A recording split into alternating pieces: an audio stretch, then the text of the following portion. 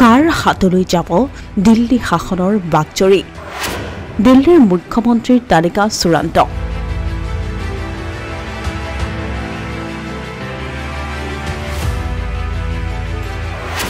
২৭ বছৰৰ পাছত গেৰুৱা বাহিনীৰ পৰা কোনে ল'ব ৰাজধানীৰ নেতৃত্ব দিল্লী নিৰ্বাচনৰ ফলাফল ঘোষণা কৰা বহুদিন পাৰ হ'ল ২৭ বছৰৰ পাছত দিল্লীত পুনৰ চৰকাৰ গঠন কৰিবলৈ ওলাইছে গেৰুৱা বাহিনীয়ে অহা ২০ ফেব্ৰুৱাৰীত শপত গ্ৰহণ অনুষ্ঠানৰ বাবে সাজু কৰা হৈছে দিল্লীৰ ৰামলীলা মৈদাম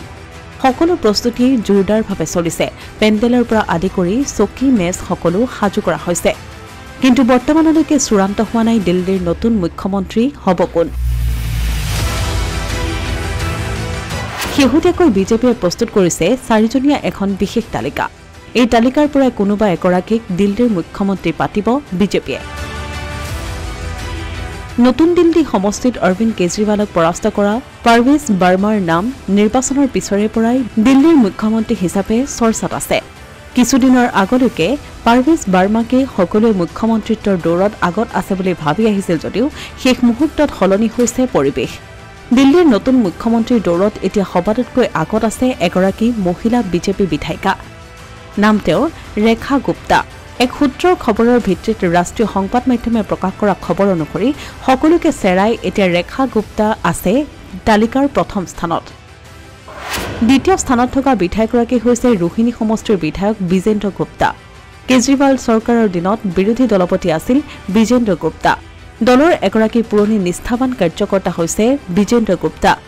বিজেপিৰ বেয়া দিনত দলটোক নেতৃত্ব দিয়া বিজেন্দ্ৰ গুপ্তাক বিজেপিয়ে দিব পাৰে পুৰস্কাৰ মুখ্যমন্ত্ৰীৰ বাবে থকা চাৰিজনীয়া তালিকাত থকা শেষৰগৰাকী বিধায়ক হৈছে আশিষ চুদ জনকপুৰী সমষ্টিৰ বিধায়ক আশিষ চুদৰ নাম শেহতীয়াকৈ চৰ্চালৈ আহিছে নতুন প্ৰজন্মৰ এগৰাকী শক্তিশালী নেতা আশিষ চুদ বিজেপিয়ে যিহেতু নতুন প্ৰজন্মক সদায় গুৰু দায়িত্ব দি আহিছে গতিকে এইবাৰ দিল্লীত কপাল ফুলিব পাৰে আশিষৰ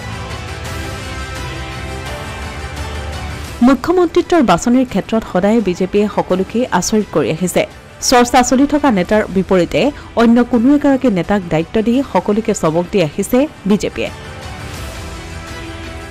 শেহতীয়াকৈ মধ্যপ্ৰদেশ আৰু হাৰিয়ানাতো এনেকুৱাই কৰিছিল বিজেপিয়ে গতিকে দিল্লীৰ ক্ষেত্ৰতো এনে কৰাৰ সম্ভাৱনাই অধিক অসমীয়া প্ৰতিদিন ডিজিটেল ডেস্ক